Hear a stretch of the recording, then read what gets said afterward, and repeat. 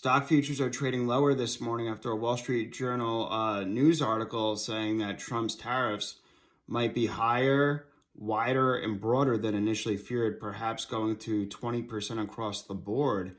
So it shows that Trump's serious about these tariffs, and unfortunately, that's leading the market to decline because investors are pricing in the uncertainty. Obviously, with these tariffs and how it'll affect the economy, businesses will have to pay more, pass it on to the consumers. So that's something that is spooking investors, this policy uncertainty. The fact that it's broader than feared is something that investors, that's partly why the market's selling off today. But this makes me think the fact that this article is coming out before the April 2nd tariffs, that the bottom, or at least the bottoming process, is likely in. The fear of these broader and higher tariffs is pretty much being released as a news article before the actual event. So usually markets, price things ahead of time, and I think that's the case here.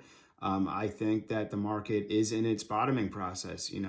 Obviously there's been a lot of uncertainty with what the tariffs will do to the economy and the markets, but the fact that this news report is being released ahead of time and it's a little bit broader than feared makes us set up for not a negative surprise on April 2nd. So this is something that's, look, obviously he could go even higher than the 20% across the board.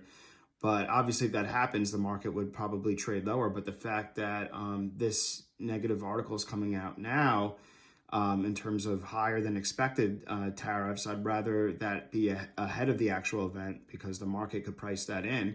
And then obviously we're seeing, plunging consumer sentiment. University of Michigan Consumer Sentiment report that came out on Friday was the lowest since November 2022. And that's when we had high inflation and the Fed raising interest rates very aggressively.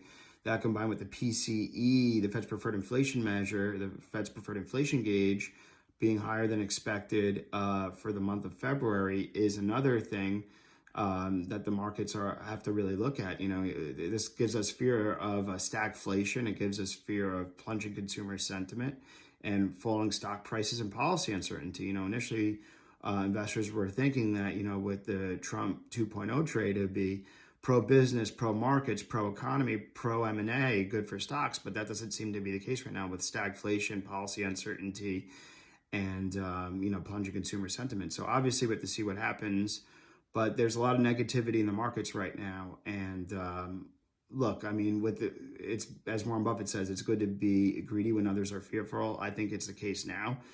There could be more to go.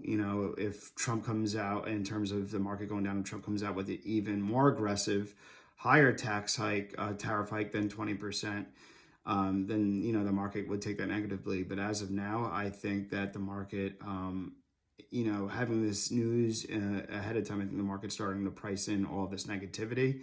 Obviously, we have to see what happens. Look, I cut my S&P 500 price target a little bit to 63 to 6,400. But I think once the dust settles here, especially in the second half of the year, the market should propel a lot higher from here. Let's stay tuned to see what happens.